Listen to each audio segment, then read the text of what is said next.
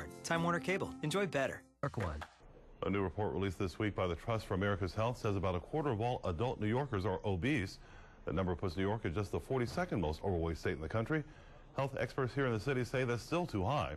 Our Aaron Billups sat down with Director of Clinical Nutrition at Mount Sinai, Beth Israel, to talk more about the issue.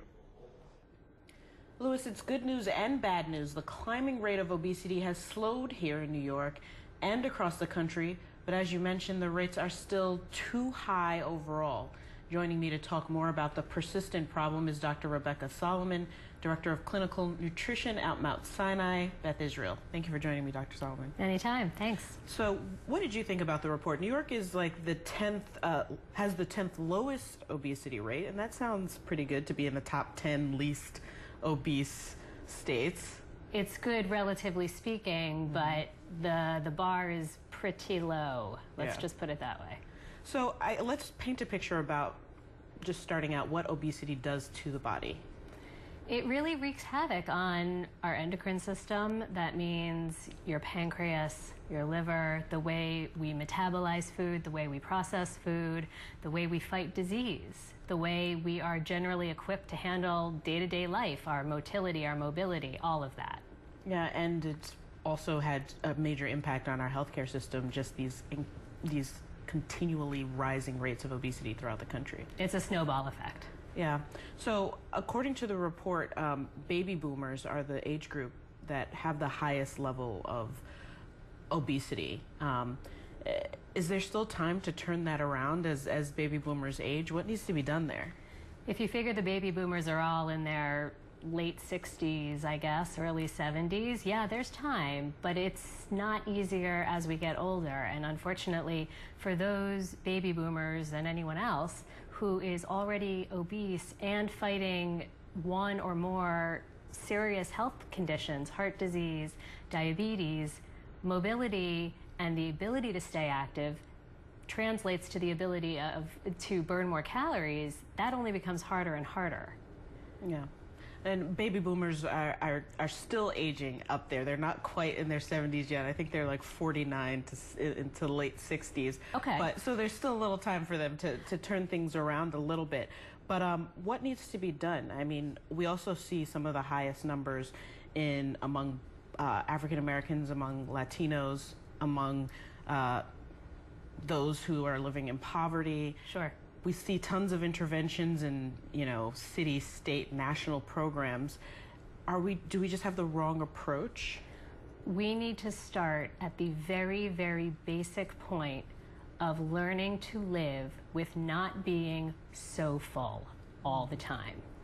It is really my belief, and I think we can substantiate this in a general population that is obese, that we routinely eat more than our bodies need to eat. And the reason we know that, A, is because we're obese, and B, because we're too full.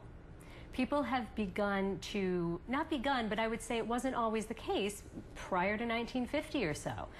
Plates were smaller, portions were smaller. A bottle of Coke was an 8-ounce glass bottle of Coke, not a 64-ounce, bathtub of Coke. It's a totally different thing.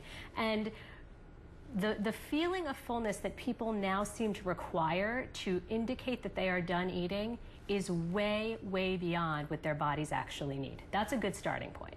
And what about even access to healthier foods? I mean, in many poor neighborhoods, it's hard to get some good produce. Sure, chips are cheap. Yeah. And, the fresh fruits, the fresh vegetables that you would make a salad with, or a big head of broccoli that you would, steam and have with your lean piece of fish and your small side serving of brown rice or a sweet potato, I realize that they are harder to find. And that does have to change, and I think I know the Department of Health is really involved with getting healthier foods to underserved neighborhoods and farmers market initiatives. They're all over the place, but there's also a cultural issue. Right. There's the idea that if you can go to McDonald's and when you have a starvation mentality, which is when money is short, there's always the concern that starvation is right around the corner. Are you going to spend your $4 on an 1,100 calorie meal that meets 60% of your daily needs for the day. I mean, and way more than your needs for fat and sodium, but calorically, in terms of giving you enough energy to operate yourself for that long? Or are you going to spend $4 on the blueberries? Right. The whole container of which provides you 60 calories. Lots of vitamins, lots of fiber, great stuff. Love blueberries. But there is that problem with where are you going to spend your money if you're afraid it will run out the next day. What is the answer to that? I mean, that's probably going down a whole nother rabbit hole there. One good, I mean, if you want to answer it, you can go ahead and try. Well, there's, that's when you get into the sticky situation of how far should the government involve itself in making our food choices for us. So if you want to take the idea of what can and cannot be spent on food stamps, what can be purchased with food stamps, that's one way of looking at it, that you should only be able to use them to buy raw chicken, raw meat, raw fish, vegetables, soups, wholesome breads, rather than, tasty cakes and, can I use brand names? Well, yeah, we sort of get the picture there. I do want to talk a little bit about the fact that in terms of childhood obesity, because we're running out of time right now, but childhood obesity has kind of like leveled out a bit, and in New York we've seen it gone down a bit.